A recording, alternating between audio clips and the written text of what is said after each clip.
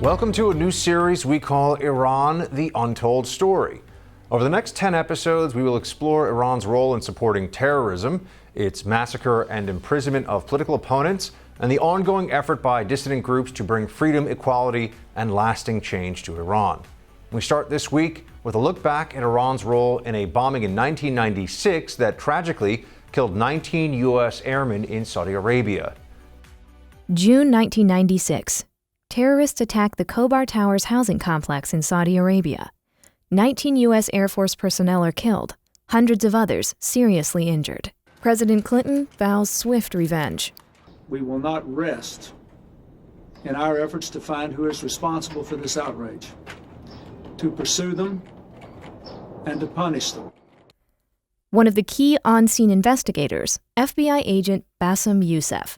Of the day, it was sort of the mini 9/11. That was a huge, huge attack to our military. Yusuff said the FBI learned quickly who was to blame. I would say Iran's fingerprints were all over this attack, this terrorist attack, and it didn't take too long for us to come up with that conclusion. The investigators were aided in part by detailed intelligence made public by the main Iranian opposition group, the National Council of Resistance of Iran. But top Clinton deputies start to downplay Iran's role. It became very clear in a very short period of time that political considerations trumped the investigation. While Clinton publicly blamed Saudi-based militants, he sent this secret cable to Iran stating that the U.S. had, quote, credible evidence that Iran and local terrorists were, quote, directly involved in the attack. Louis Freeh, FBI director in '96, was frustrated Iran was not held accountable. Years later, at a speech in D.C., he called out the Clinton administration for putting politics first. They called a meeting in the White House as a result of this information.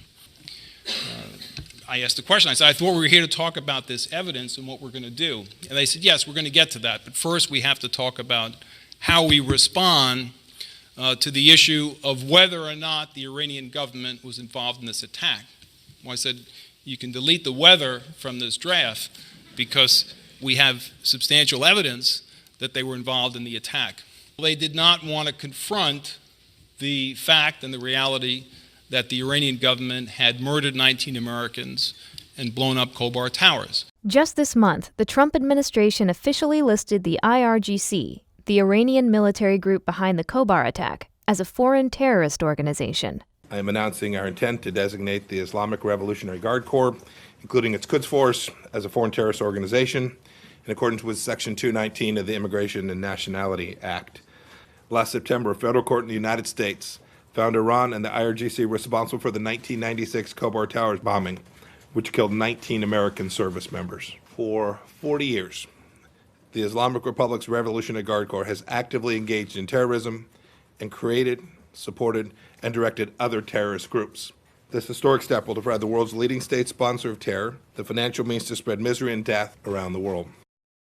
And we're joined now by the former FBI agent you saw in that piece, Bassam Yusuff.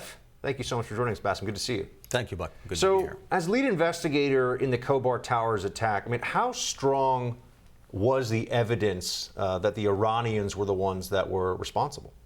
Well, it really didn't take much time. I would say within the first 3 or 4 months of arriving in Saudi Arabia in 1996, with cooperation with the Saudis and other governments, it was very clear that from the get-go, Iran's fingerprints were all over this attack. And why didn't President Clinton more aggressively pursue Iran then for its complicity or its direction of this attack? You know, if you recall back at that time, Buck, that the president had promised that we would, meaning the U.S., would retaliate militarily against any country that sponsored this act of terror. For some reason or another, when that was the result of the investigation, I believe the president just had other political reasons for not wanting to pursue that result. And how frustrating was the situation for you as the FBI's legal attaché on the ground in Saudi Arabia? Well, in the entire FBI, and I believe the entire intelligence community, and many, many agents who worked tireless, long hours to actually work this investigation, to come up with the result that we came up with, which is Iran's involvement. To see that that gets relegated to the sidelines or ignored was extremely frustrating and very upsetting to a lot of agents who have worked this case. Were the Saudis reliable partners in that process? Did they seem as motivated as you and your FBI colleagues were to get to the bottom of this? The Saudi Mabahith and the GID, the General Intelligence Directorate, sort of the equivalent of the FBI and CIA, cooperated fully. We had great relations with them, and I say that they cooperated as good as can be.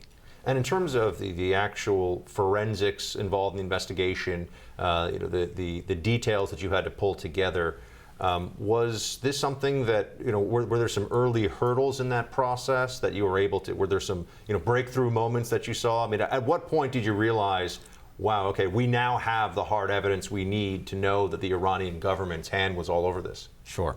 So obviously when we started this investigation, even before working the liaison aspect of it with the Saudi counterparts, we had a team, again, of dedicated agents who worked to sift through the sand in Dhahran to look for evidence.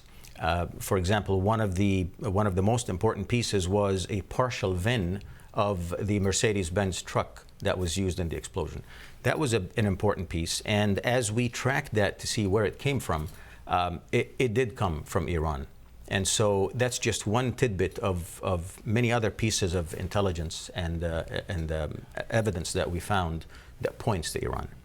What was the motivation for the Iranians in terms of their involvement in this specific attack? We know the Iranian government hates America, hates Israel, hates the West, but was this in specific retaliation for something? Did we ever get a sense as to why would the Iranians go after Americans in Saudi Arabia? I would imagine maybe just, we don't have any specific answer to that, meaning we never really talked to any Iranian official to tell us what their reason or motivation behind it is. But obviously, if this would be a way for them to get the U.S. military out of Saudi Arabia as a buffer between Iran and Saudi Arabia, that could have been one of the reasons. And what role did the Iranian opposition groups play in terms of Khobar Towers? And did they provide reliable information to the FBI? Were they a part of getting accountability for the Iranian regime? Throughout this investigation, we rely on various sources, and some of them could be the opposition groups, in particular against Iran.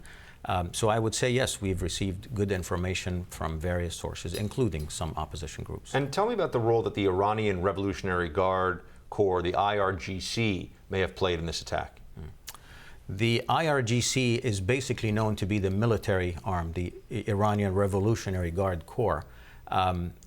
They are the ones who are behind just about virtually every attack, every terrorist attack that was sponsored by Iran. That is their main job, basically, to sponsor these acts of terror. And tell me about the Trump administration's recent decision to designate the IRGC as a terrorist organization. Is this the right move? And if it's the right move, how could that help going forward to deter terrorist acts by the Iranian state?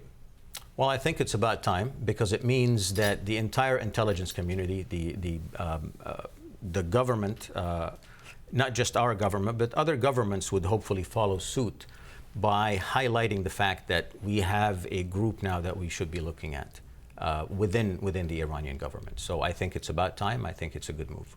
Now, do you think that we achieved some measure of justice after the investigation of the attack at Khobar Towers? Have there been any consequences for the Iranian regime? The Department of Justice was able to have indictments and conviction on the individuals who perpetrated this attack. I think there could be actually more in terms of maybe restitution. For example, the JASTA that was just approved recently, the Justice Against State Sponsors of Terrorism Act, that would allow for a civil litigation against countries that sponsor this act of terror. As a matter of fact, just recently in 2018, last year, there was an award, a monetary award ordered by a federal judge against Iran specifically for being complicit and actually assisting the terrorists to go through Iran without having their passports checked. And I believe that award is over $10 billion. Do you think that the West and America, if there's a willingness to hold Iran accountable for its support of terror and to be more aggressive in response to terrorist acts like the one that you investigate in the future, could that help not just deter Iranian aggression, but also bring about meaningful change in the Iranian state? I would certainly hope that would be the case. If the Iranian government senses enough pressure, not just from the U.S., but from the world at large, that they may at least be more careful in what they do and maybe curb some of the terrorist attacks that they would try to perpetrate in the future. Bassam Yusuff, thank you so much for joining us. We appreciate it. Thank you, Buck.